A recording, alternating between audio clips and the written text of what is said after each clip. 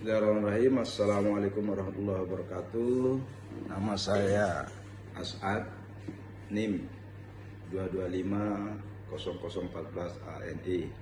Saat ini kita akan membahas tentang ketahui wawasan tentang dinamika globalisasi.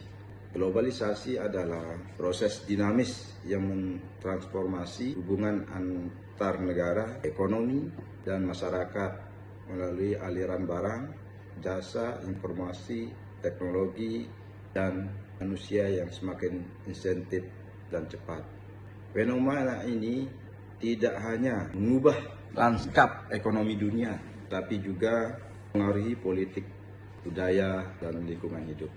Ada beberapa latar belakang globalisasi. Pertama, revolusi teknologi seperti internet dan satelit dan transformasi modern. Contohnya pesawat, kapal kontainer, memangkas jarak dan waktu supaya cepat. Yang kedua, ekonomi seperti pembuatan perjanjian perdagangan bebas, membuka batas pasar dan investasi.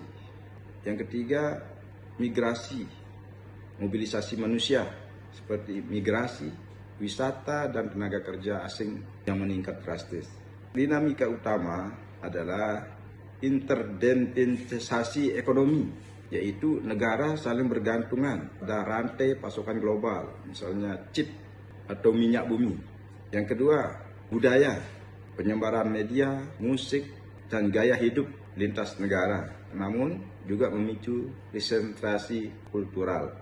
Tiga, ketimpangan pembangunan, manfaat globalisasi tidak merata, negara maju melawan negara berkembang, kota melawan desa. 4. Tantangan lingkungan seperti polusi, perubahan iklim, dan konsumsi sumber daya alam secara global.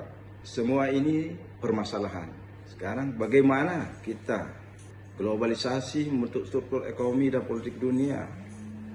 Dinamika permasalahan globalisasi mencakup berbagai tantangan seperti ekonomi, sosial budaya, politik, dan lingkungan yang saling terkait erat.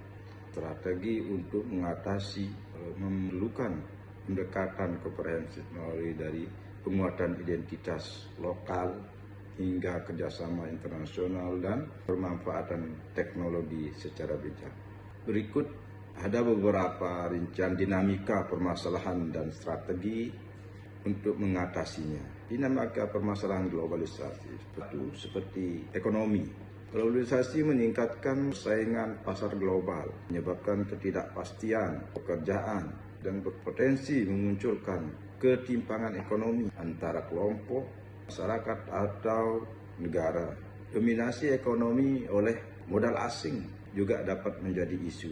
Yang kedua, sosial budaya. Terjadi perubahan tata nilai dan sikap, munculnya pola hidup konsumtif, individualistik, dan gaya hidup kebarat-baratan yang berlebihan. Hal ini dapat mengancam identitas dan budaya lokal, serta menyebabkan kultur shock dan kultur lag. Yang ketiga, politik.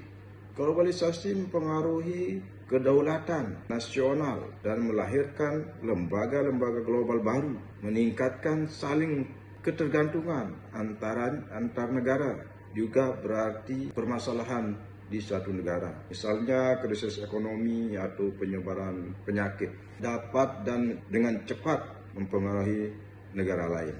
Yang keempat, lingkungan. Globalisasi berkontribusi pada masalah lingkungan lintas batas negara seperti polusi udara dan air, hilangnya keanekaragaman hayati, dan perubahan iklim. Yang kelima, teknologi dan informasi.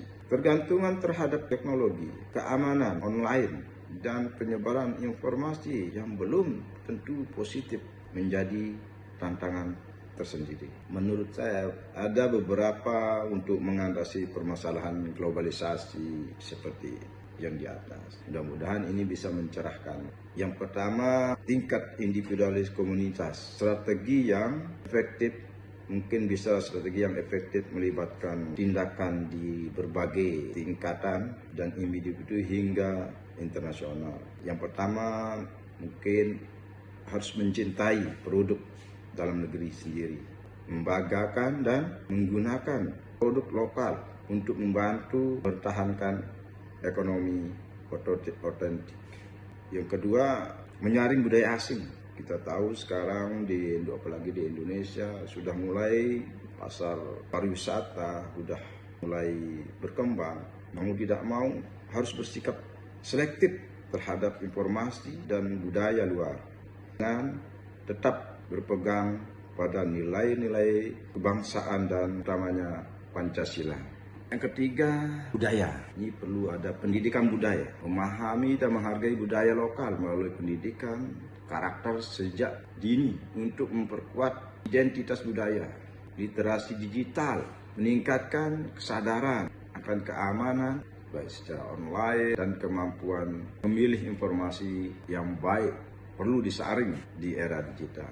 Di tingkat nasional, peningkatan SDM dan inovasi, investasi dalam meningkatkan kualitas sumber daya manusia dan mendorong inovasi produk dan layanan agar mampu bersaing secara global. Berdayakan UKM, mendorong usaha mikro, kecil, dan menengah untuk memperkuat ketahanan ekonomi nasional atau mengajukan infrastruktur dan memperkuat ketahanan ekonomi secara keseluruhan.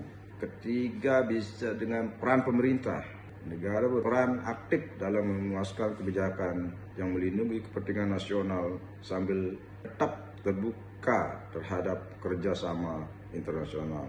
Di tingkat internasional, kerjasama global berpartisipasi aktif dalam organisasi perdagangan dan forum internasional untuk mengatasi masalah bersama seperti krisis ekonomi, pertumbuhan iklim, dan pandemi. Mengikuti standar internasional, mengadopsi standar dan regulasi internasional untuk memfasilitasi perdagangan yang adil dan berkelanjutan.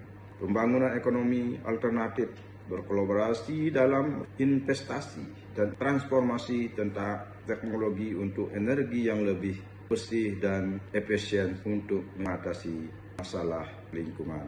Mungkin ini bisa membuat permasalahan dinamika global. Mudah-mudahan bisa bermanfaat. Wassalamualaikum warahmatullahi wabarakatuh.